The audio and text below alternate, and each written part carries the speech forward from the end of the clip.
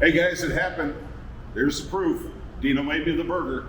I've known you a long time, Dino. Yeah. And you have never, ever made me a cheeseburger. You know what, man? Next time you come, it's Go buy on an for RV. sure. Yeah, go buy an RV. Oh, that's right. You're not a buyer. Yeah. Cheeseburgers are for buyers, okay? That means I must have bought the bus. So we're coming to you soon. Get your burger. Come to Mike Thompson and buy that bus.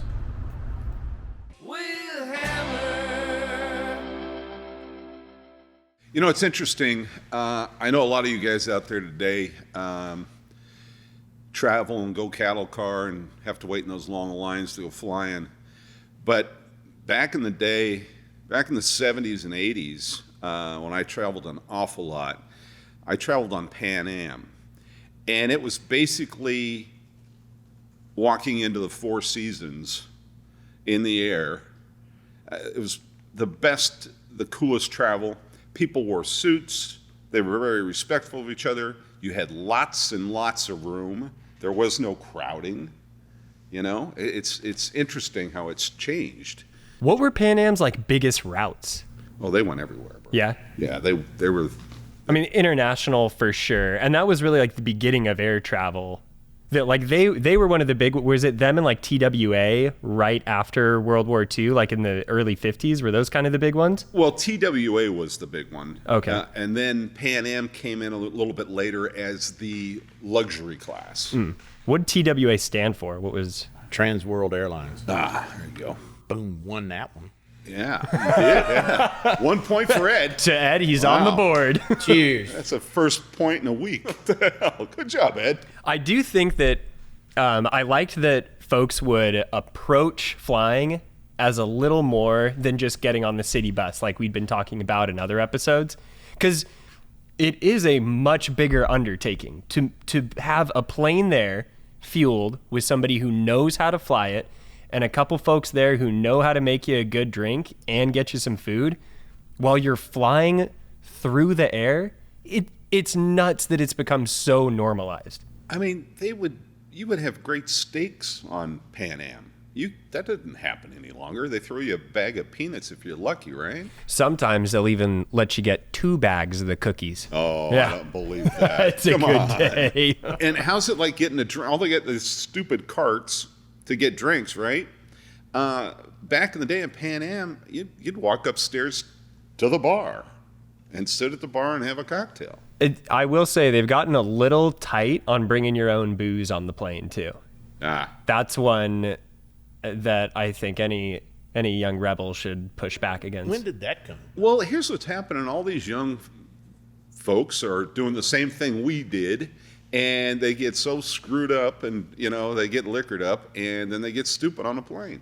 Yeah, but when my son was born, I had to come in from Germany. There was a German dude sitting beside me, and we were in smoking class back then. Oh, yeah. Wow. That's a whole other topic. Section, we were smoking cigars, and he had a bottle of scotch, and we were drinking scotch on the rocks and smoking cigars all the way from Germany to JFK in New York. Nobody batted an eye at us, Well, it was normal back then. Yeah. And we hadn't had as many, there wasn't a hijacking era yet. I mean, that absolutely changed a lot, the right? first big real hijacking, I think is it the Israeli? 70s. Right? 79? Something like Yeah. that. 78, 78, 79. 79, yeah. Somewhere around there. But then that era of the 70s through the 90s was like that was when it really became a bigger thing. It became a big thing, right? Yeah. And then we obviously saw like the extreme consequences of that. Yeah. And that's when a lot of like measures to limit what you could take on a plane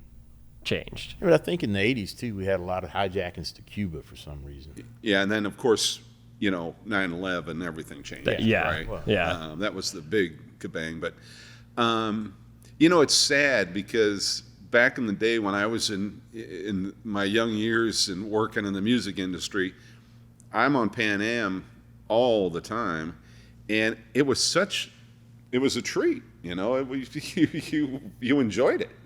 Oh, yeah. Well, I mean, like when I went in the military, if they flew you commercial instead of jamming you into some MAC flight, they call it, military airlift command C-18 flight. or something. Well, they would lease commercial aircraft, Right. and everything would be economy seat, basically. Gutted. I mean, Yeah. you know, it's to save money, of course. It's, you know, it's DoD budget stuff, but yeah, if you flew on a commercial airline, you better be in your Class A uniform. You were a grunt, man. They don't want you spending any money on you. That's got to be for the Well, yeah, listed man. Well, They don't want to get any dirt on those seats. no, I mean it was just the way it was back then, and you didn't, you know, you didn't expect a lot Right. from from the military at the time. You know, you were getting paid and you were getting fed and 3 hots in a cot. Yeah, 3 hots in a cot. So this scene in Jarhead, is this like kind of the flight that they would move you guys around on? Then it would just be No, like that's a nice one. Yeah, that's really kind of nice. I was going to say, man, that's first class. they did nice for the Jake Gyllenhaal movie. Then Yeah, yeah, exactly. okay. You can't ask an actor to actually have to do what Yeah. I And these guys are in jump seats, not, This really long recruitment video is a little off. yeah, slightly. I tell you what, look up the inside of a can of whoop ass picture, and you'll see what I'm talking about. There you go. See that's the seating right there. that's actually a C-17 that's been configured into a Okay. Yeah, there you go. So, but that's different than what you were talking about, which is a commercial plane, right. with actual seats in it still. Yeah, But Okay. they cranked the seats in like this, though. They still Right. They had small seats and Yeah. they cranked them in. yeah. I mean, you see how you got people sitting in the center on either side. I mean, the people in the center actually look lucky. Not really. No? What's better in this situation, Bulk center here, or man. side? Get up against the side of that aircraft. Does it like shake a little and help put you to sleep just because it's... You're not going to sleep inside there because you see what they're wearing. I mean, there's no insulation in that thing. No. So you're flying at cruising altitude, which is what, like 25,000 And you feet? see your breath. Well, it's not that bad. I mean, there is some heat in there. Well, see in the back, all the gear is strapped down. Yeah. Yeah. So if you're lucky, and what I would always do is I'd get all the way into the back on one of the seats on the wall, Yeah. and then I'd end up climbing up on top of the gear once you got in the air. Yeah, and take a nap. There you Yeah. go. That's the way to do it. Well, a lot of different than the Pan Am days, it looks like. I don't think anybody's getting a, steak cooked rare on that I flight. just want to know, you can tell who the newbies are in there. It's pretty damn obvious. By the ones that's got their helmets. Yep. Exactly. You get to a point where you're so tired that you can sleep ananywhere. Oh, look at these guys are all yeah, look at all these guys. They're out, man. Oh, that one guy in the middle there, he's already in the crash. You see him? He's already got his head between his knees, kissing his ass goodbye. Hey, so guys, the next time you bitch about flying, you've got to have some passion for your armed services because these boys, they suffer when they fly. That's what you sign up for. Part of the game. You can't complain about it if you volunteer for it. All I'm saying, Ed, if you're bitching about going, United, check that out. But notice one thing missing that made those flights really good. The stewardess? There's not some snot-nosed kid screaming and kicking the back of your seat. Okay, you got a point there. Opening his water bottle that's now pressurized and shooting water 30 feet in the air and spraying the whole inside of the plane. You got a real problem with water, man. You don't like getting splashed or, I mean, I love taking a bath, but, man, Oh, that's something the viewers didn't know. I'll do what I got to do, but, Can you imagine what a bathtub looks like after Ed gets out of it? It's probably looked like the Sasquatch just got out of it. There's hair everywhere. I mean, come on. hey, I go to European Wax Center. Oh, okay. I'm gonna Get things guarantee you taken care that's of. a hairy back. do you basically do like a farmer's wax? You get everything from the elbow in? Is that how you do it? No, I get what they call a cape.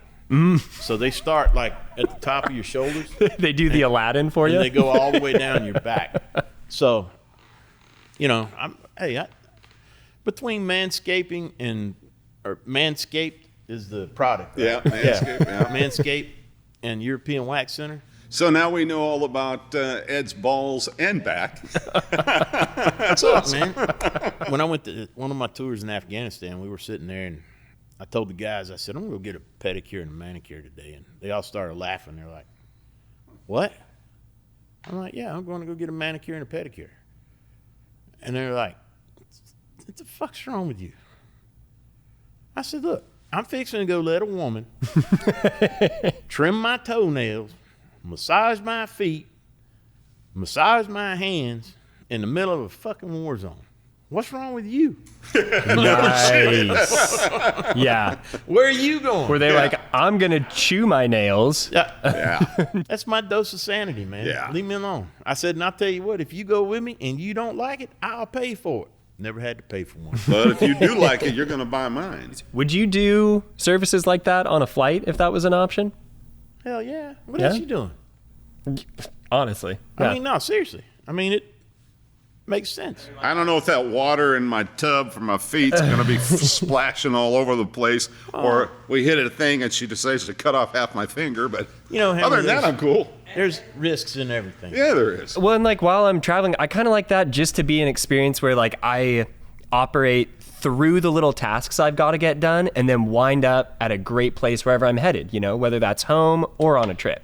Right. I like to show up to the airport, have a beer or a bloody, you know, be a little buzzed as I'm getting on the plane, sit down, clock out for a few minutes as we take off, and then boom. I will say sometimes I'm that nerd who watches where we go every few minutes on the map.